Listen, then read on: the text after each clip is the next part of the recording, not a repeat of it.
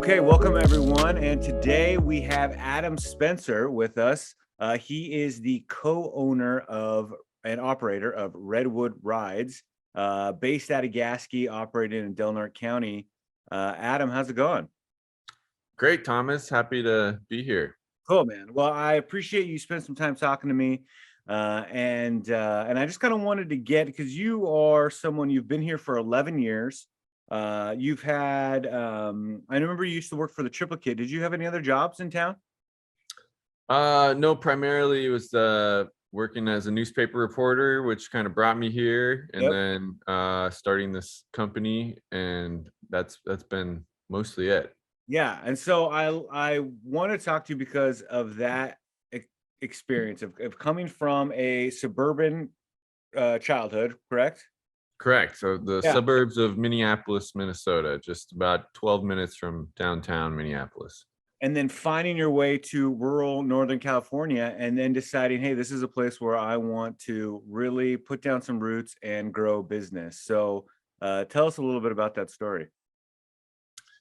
Well, I studied journalism at the University of Minnesota, graduated in December 2009, and after a ski bum season in Vail and a cross-country bicycle tour and just kind of procrastinating starting real life, I knew I had to actually use my degree, and I was interested in going into a more rural part of Colorado or Northern California. Crescent City was on my radar from a road trip I did after college, also part of that time where I was kind of messing around. Oh, cool. And How it many, really, do you remember how many were on your list? oh, I mean, there's a website called journalismjobs.com, Uh, and I would peruse that for various options. And I mean, Crescent City was high on the list because of this road trip. I had driven through, and I just remember it was by far one of the most beautiful regions I drove through on a 6,000-mile road trip all around the Western U.S. So I can't remember any other places that were super high up on my list because I was just kind of applying as things would come through. But this was definitely up there. And I was very nervous about moving out to a very small town, coming from Minneapolis, being very into the cultural things that a city like that provides. sure. But I decided it would be great. I'm very into the outdoors as well, so I was very into the idea as well. And after a little bit of time getting out here, I got introduced to more kind of whitewater rafting and kayaking things. I did some paddling, more on flat water. We did like Boundary Waters Canoe Area wilderness trips after high school, things like that, but not so much on whitewater, and got a little taste of that. And I was kind of always asking these people that were introducing me to this world, like, why is there not an outfitter here? Why is there not even just like a place with like tents and good sleeping bags and just kind of anything like that other than the Coleman stuff you'd find at Walmart? And it was just amazing to me. And then there was a gentleman, Mick Thomas, Lunker Fish Trips, a fishing guide, who he used to rent out inflatable kayaks. And he wasn't doing that anymore by the time I moved here, but he was selling off some of the old boats that he used to have. And so that also kind of prompted me to think like, oh, wow, this guy used to do this. Nobody's even renting little kayaks anymore. So that all those factors put together had me really thinking about starting something up. And then a friend of mine, Alex Kwan, he and some other guys from Minneapolis were visiting at the same time I was thinking about this, and I was sharing my idea, and Alex was very much like, sign me up, let's do it. And he was also just about to finish a tourism and recreation hotel management type degree back in Minnesota. So he was well suited for the venture as well, and also lots of experience working in the service industry. His dad started multiple successful restaurants in Minneapolis area, and that he was a big part of. Um, and he's a credible outdoorsman himself. So yeah, all those stars aligned to kind of get things started in 2014. Wow. And then how has Redwood Rides been as a venture, and how has been doing business, and especially in the tourism industry, gone for you in Del Norte? It's been great. I mean, we grew very organically and didn't try to get ourselves in over our heads right away. We didn't take on any substantial debt. We were fortunate enough to have a little bit of money to play with, not a huge amount, but to get started. So, those first couple years were slow growth and, barely bringing in any revenue. But by 2016 and on, we were making enough revenue to make it a viable livelihood for the two of us, and bringing on other workers as well. And we've only continued to grow through the years. So yeah, it's been great. I mean, I think that there's a lot of opportunity in the outdoor recreation economy here and lots of other places. I'm really inspired by some of the people that have worked for us that have gone on to start their own companies in even much bigger markets. There's a woman, Katie McGuinn, who guided for us for a year, and then started her own kayak company in what's the cool town in North Carolina that I can't think of right now? Asheville. Asheville, thanks. Yeah. Anyway, so Asheville's a much bigger market, and Yeah. like for her to have a successful thing too, I was like, wow, there's a lot of growth here, and not just small towns, but medium to large size ones as well. I think part of that comes with a lot of like early whitewater rafting companies and other things like that. I think focused more primarily on like intermediate to advanced whitewater, and but bringing people out on kind of easier stuff was not as targeted for some of those early years. We offer some intermediate to advanced options as well, but I think that people appreciate being on a tour of more beginner level stuff than the industry kind of maybe first recognized. And then also, of course, just like doing rentals where people can go out and do their own thing. Sure. So let's talk a little bit about that. So if kind of give me the lay of the land of the rafting scene in Del Norte County. If I'm a beginner, if I just say, hey, I see these rivers, I see Redwood Rides cruising around, I know there's things to do here in the water with a paddle. Kind of lay out the playing field for, I want to get in the water with a paddle. What can I do? What are my options? Ducky, I would say, is one of the best ways to explore the Smith on a beginner to intermediate level, and more year-round options as well. Excuse me. Yeah. So in a ducky, for those unfamiliar, is another term for an inflatable kayak. Yeah. And I think that's one of the reasons also that I think there wasn't not an outfitter here for so long, is that a lot of the early outfitters are primarily looking at rivers they can take guests on in a larger raft, and the Smith does not really provide that all summer long. You can typically take people whitewater rafting on the intermediate class 3 sections through June, but sometimes through mid-July. But after that, it's dropping down to levels that are too low for a whitewater raft, but continues to be great for a ducky. And duckies on the main stem Smith, the area that goes by Jedediah Smith Redwoods State Park, is great year round. And so the reason I just recommend that as a great way to kind of get into things is they're easy to transport.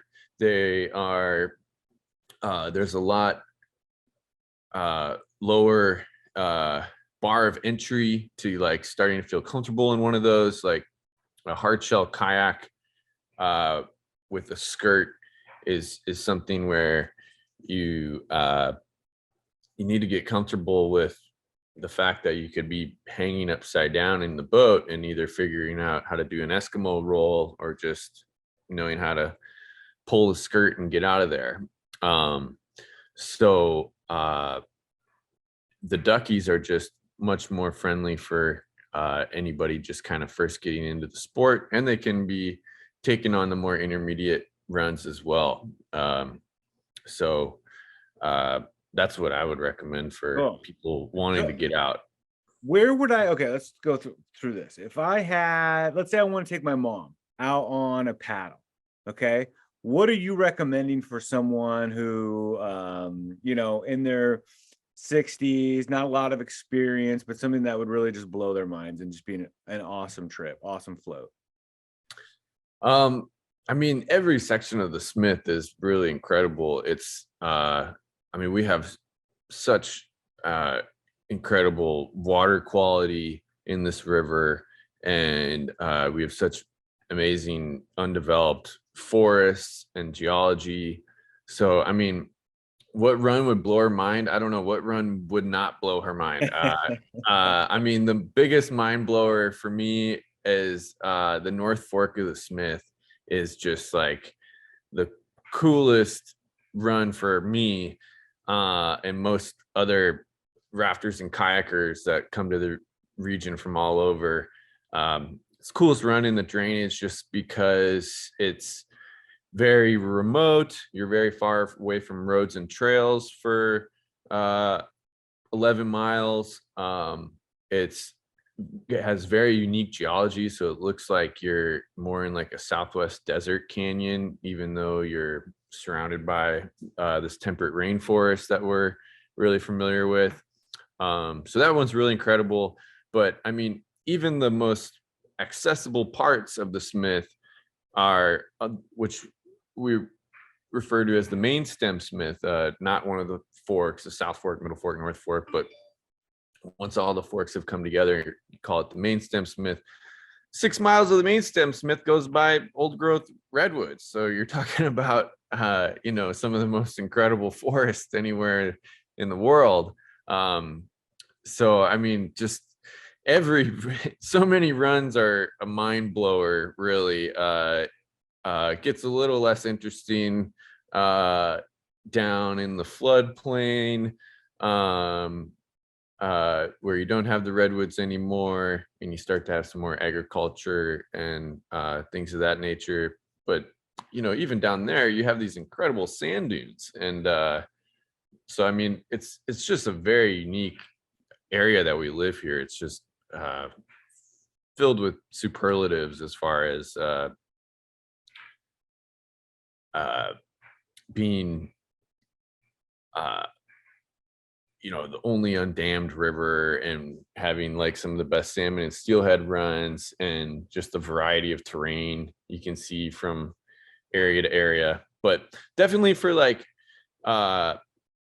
just like if you were going to go take your mom out, I could set you up with a tandem kayak, or you guys could each have your own single kayak and go set you up to go on the main stem Smith and step into the old growth forest for part of the cruise. That's a very Very nice. accessible to all mind blower. Cool. That's awesome. And so what is what's the river like looking right now? What is your guys' season now that we've transitioned into winter? Are there any, if you were okay, if you are a local Del Norte person or just live in the area and you're like, I want to go out with Adam, what is the run that they should be thinking about that's going to be coming up with as far as flows and that kind of stuff goes? Yeah.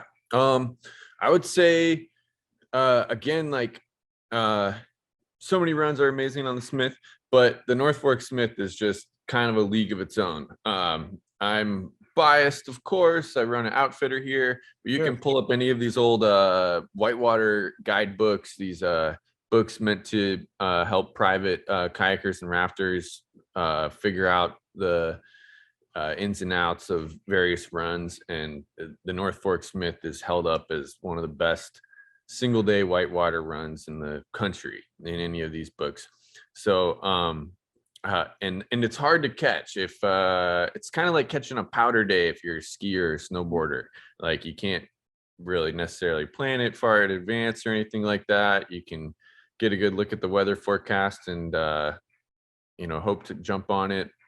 But that is one that I would love to get more local Del Norters on, because it is just so special and inaccessible in by other means of driving or trails or anything like that.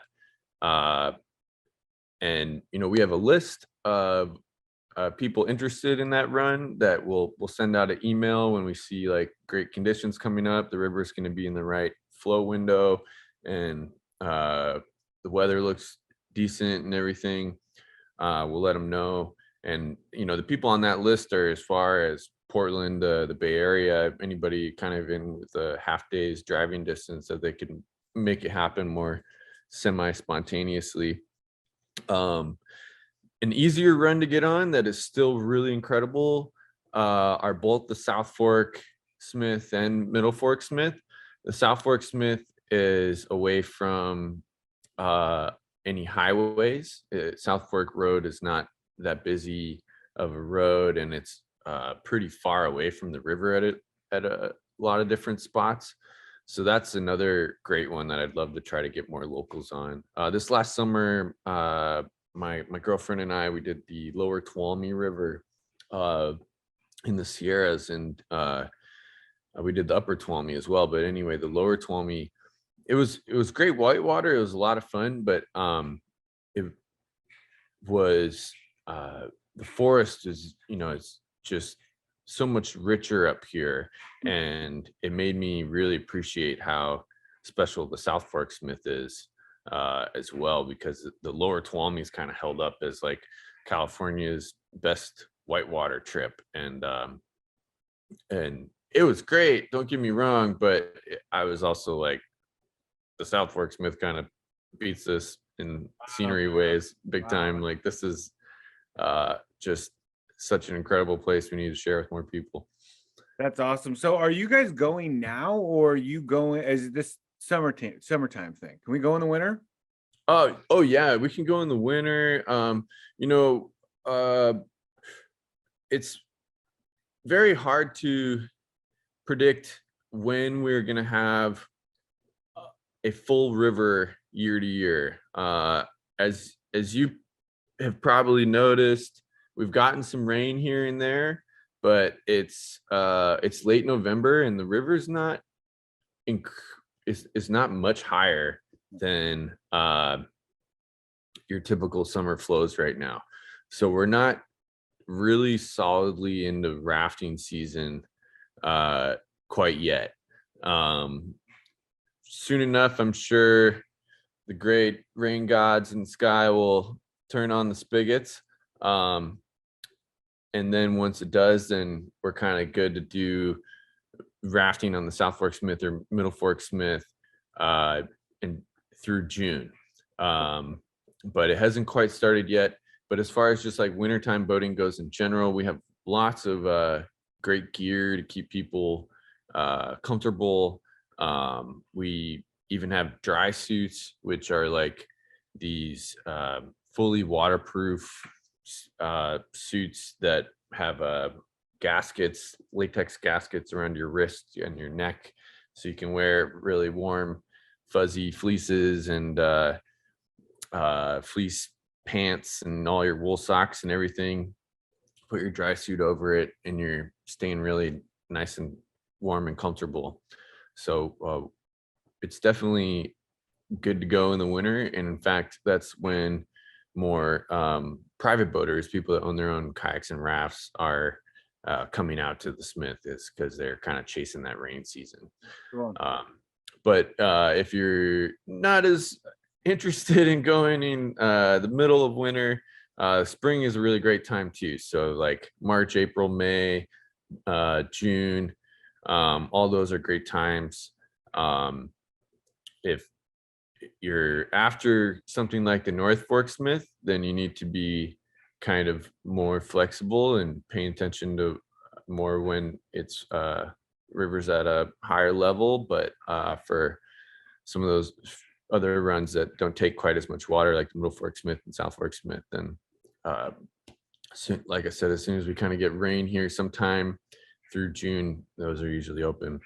And otherwise, you can still go take inflatable kayaks out on Main Stem Smith, going by the Redwoods, or on those same intermediate runs in the kayaks, because they're smaller boats, so you can go at lower levels. Cool. All right, Adam. Well, the last thing I want to talk about here is the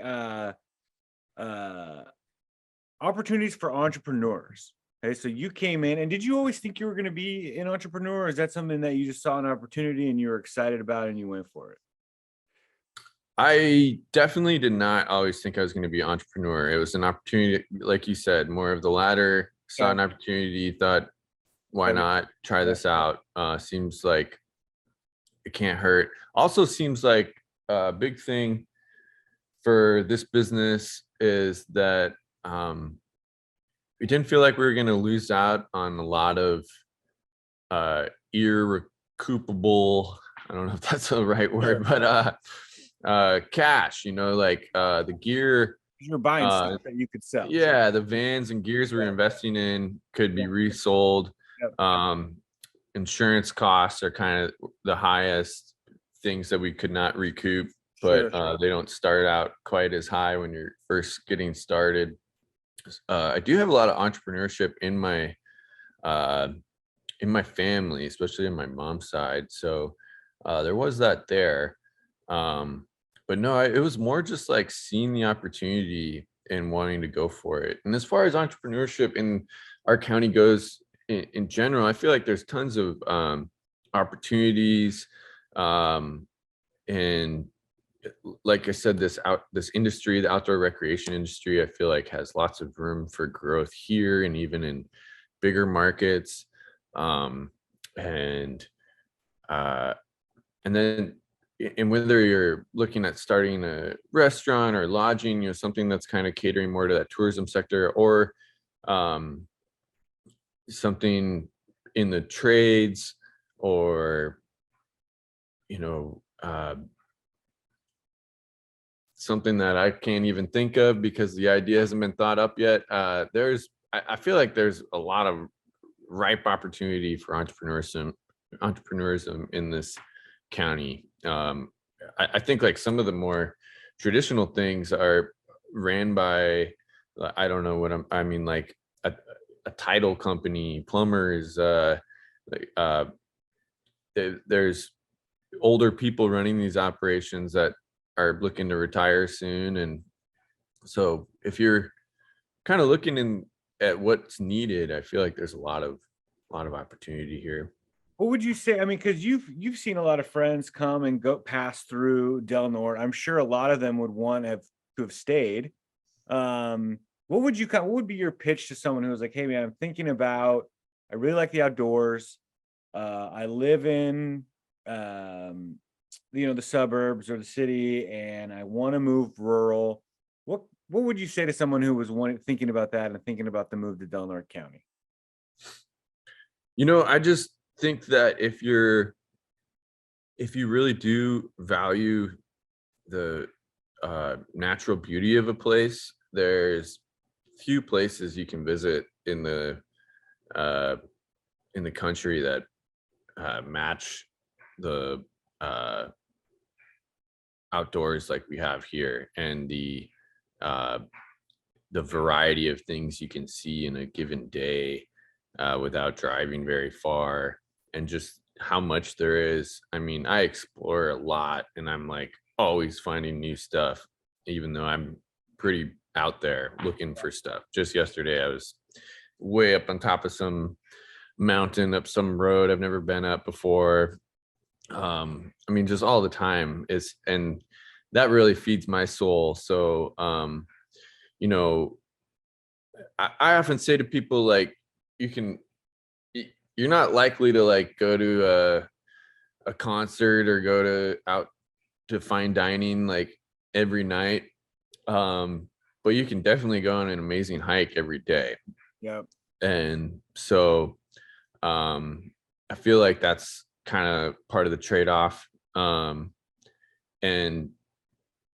it's a great community here. And I would just say that it's going to be a shift, but the uh, rewards are really worth it if you value the beautiful outdoors that we have here. Yeah. Yeah. It's pretty cool. I mean, even just the the size of, not only the size of Gasky, but just the size of Crescent City itself as well. It's like, I see every time you go out, you see somebody right? And like chit chat and see multiple people that and chit chat, just as you're just, going from Home Depot to Wild Rivers Market or whatever, you're constantly running into people that and that doesn't happen in other places. That's you go to the store, you don't see anyone You go to Home Depot, you don't see anyone Yeah, it feels like a really tight community. Tight and community, yeah. and for people who think that sounds horrible, I feel like we also all understand, like, hey, we all understand that we like run into people everywhere we go. So sometimes if you're a little strapped for time, you're just like, hey man, gotta go, and nobody's taking any offense Nope, or anything. exactly. You don't have to chit Yeah, chat. exactly. Yeah, and I just think But that's I don't know. I think there's something that is it's unique about it, and it's unique about a small town where I just really feel like people got each other's backs and are looking out for one another and are happy to see each other, and it's fun, it's neat, it's cool, it's good. yeah, I think there's tons of opportunity. You do have to sometimes be the thing you want to see more, 100%. which uh I think that brings a lot of opportunity to it, and I hope that we get more people to always just kind of recognize that, and instead of complaining about something they'd like to see, really Sure. just kind of work on it, because Yep. that there is that opportunity here, and that's part of what being in a smaller community is like, get your hands dirty, be a part of whatever you want to see. Absolutely. Yeah, I feel that same way as far as the opportunity in Del Norte is that it's really wide open. Whether in anything that you want to do, there's people here who will support you. And do you have this, especially if you want to get in any kind of tourism industry like you're in, you have this influx of people into the county every single year, and there's money there, there's money for a business based on those people coming in, and to build something that is sustainable throughout the entire year is, I think, something that's available too with just the local people here. So Yeah. cool. Well, cool. Well, thanks, Adam. I really appreciate you chatting with me, man. And how can we get on the sign up list so we know when it's time to go float the North Fork? If you just go to redwoodrides.com and Okay. navigate over to the rafting, kayaking options, and down to the North Fork Smith page, you'll find a place where you can get your email in there to get on the North Fork interest list, and we will let you know. And then For the South Fork Smith and other things, those are also on the same spot. So everything can really be found on redwoodrides.com. One other quick thing I'd like to plug before we go is just, we've had a great amount of success with this Boatsmith Whitewater Festival. We've been operating on President's Day weekend for the last 4 years, with 1 year off due to COVID. But it's an amazing event to celebrate the Smith and all of its paddling opportunities, and it's really amazing to see people come from all over the West Coast and even further out to get to this place. And I just think that we can really highlight our area even more with other events like this. So Cool. I hope it's inspiration to other people. And if you're around President's Day weekend and want to cruise up to Patrick Creek Lodge, there's lots of fun things to be had. Awesome. Well, thanks, Adam. I appreciate that. Everyone check out redwoodrides.com for more information on Adam, and watch out for Boatsmith. And Adam, thank you so much, man. I appreciate it. Thank you, Thomas. Bye.